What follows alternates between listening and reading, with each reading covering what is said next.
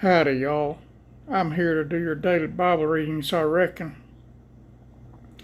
I'm having a hard time breathing. I've been exercising my lungs all day, and it's not doing much good. I got these two little contraptions here. This one you blow in,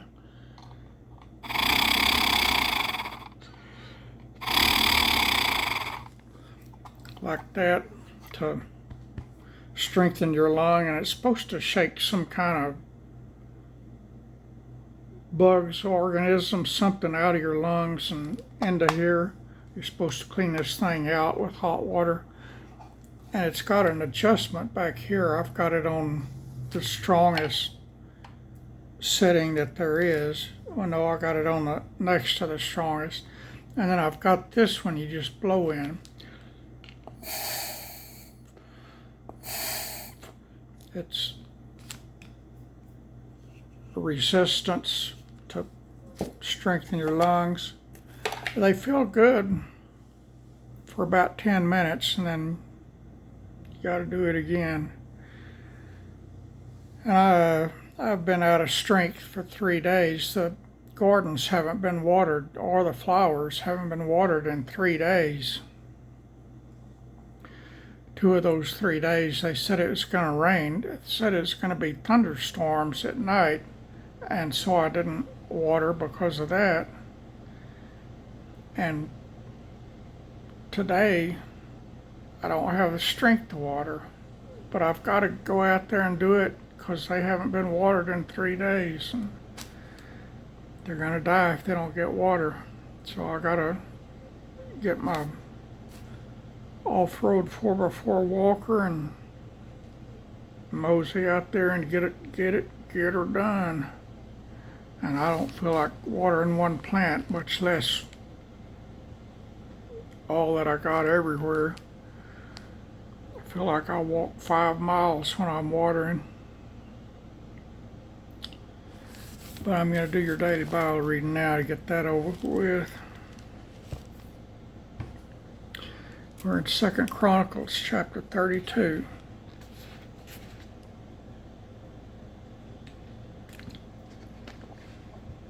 I haven't done much of anything in 3 days. I don't feel like it. I canceled my physical therapy, my second one, because I didn't feel like it.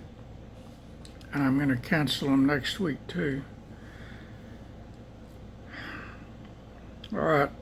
Chapter 32 of 2 Chronicles. After these things, and the earth, I can't read. I can't see. My eyesight is going away.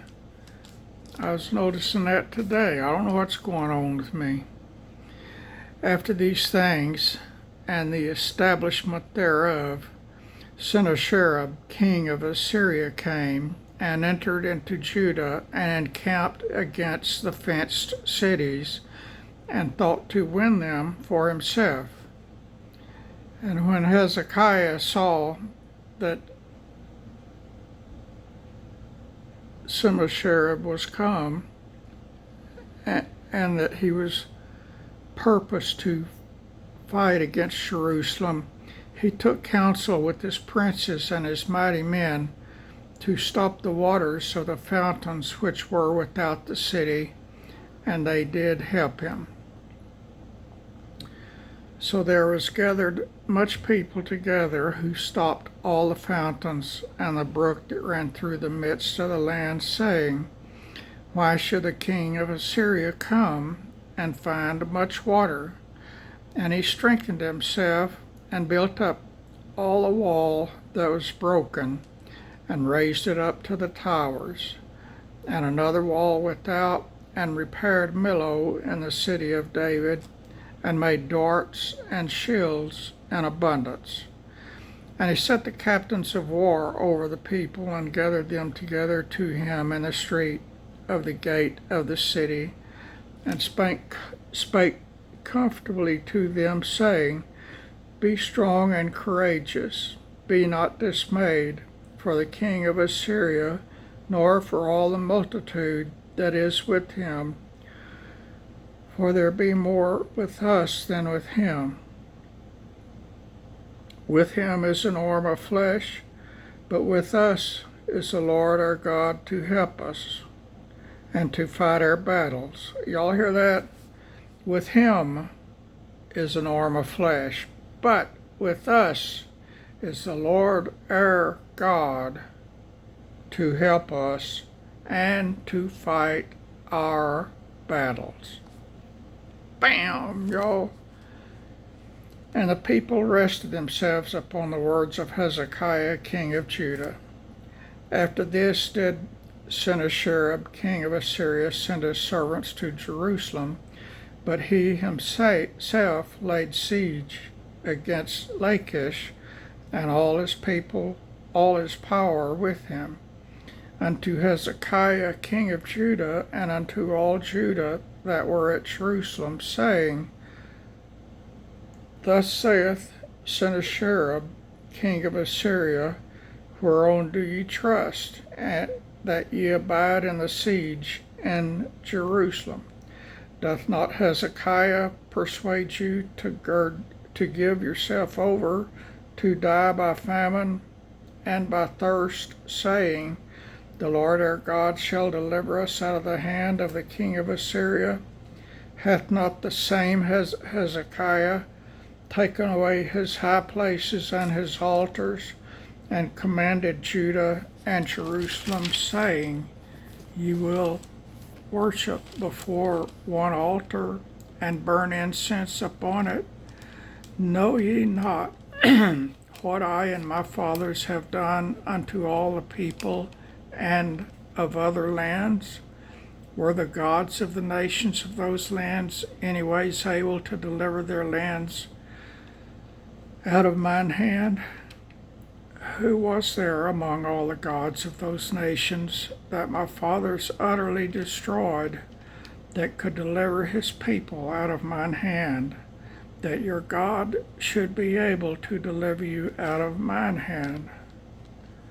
Now therefore let not Hezekiah deceive you, nor persuade you on this matter, neither yet believe him, for no God of any nation or kingdom was able to deliver his people out of mine hand and out of the hand of my fathers. How much less shall your God deliver you out of mine hand? And his servants spake yet more against the Lord God and against his servant Hezekiah. He wrote also letters to rail on the Lord God of Israel, and to speak against him, saying, As the gods of the nations and other lands have not delivered their people out of mine hand, so shall not the God of Hezekiah deliver his people out of mine hand. Then they cried with a loud voice in the Jews' speech unto the people of Jerusalem that were on the wall, to affright them and to trouble them, that they might take the city. And they spake against the God of Jerusalem as against the gods of the people of the earth, which were the work of the hands of man. And for this cause Hezekiah the king and the prophet Isaiah the son of Amos prayed and cried to heaven. And the Lord sent an angel which cut off all the mighty men of valor and the leaders and captains in the camp of the king of Assyria. So he returned with shame of face to his own land. And when he was come into the house of his God, they that came forth of his own bowels slew him there with the sword.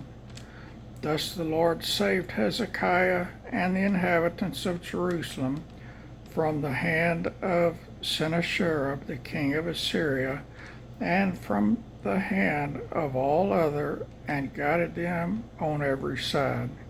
And many brought gifts unto the Lord to Jerusalem, and presents to Hezekiah, king of Judah, so that he was magnified in the sight of all nations from thenceforth. Oh, I thought I was done, but I'm not. In those days Hezekiah was sick to death, and prayed unto the Lord, and he spake unto him, and he gave him a sign.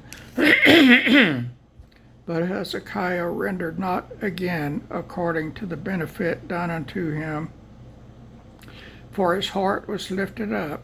Therefore there was wrath upon him, and upon Judah and Jerusalem. Notwithstanding, Hezekiah humbled himself for the pride of his heart, both he and the inhabitants of Jerusalem, so that the wrath of the Lord came not upon them in the days of Hezekiah.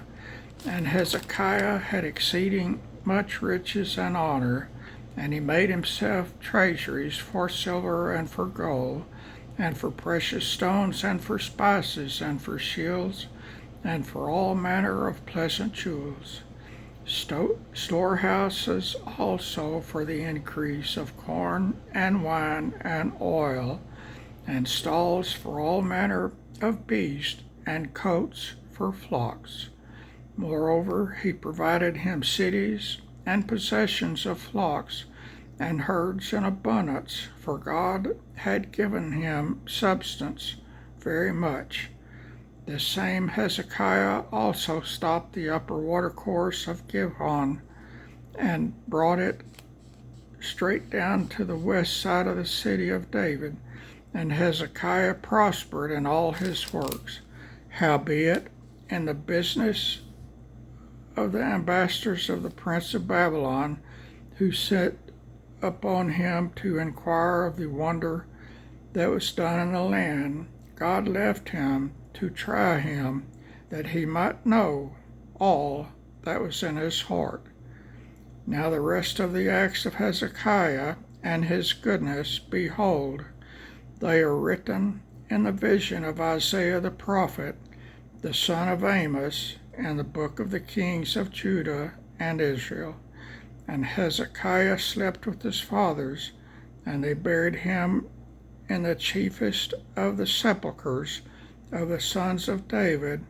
And all Judah and the inhabitants of Jerusalem did him honor at his death.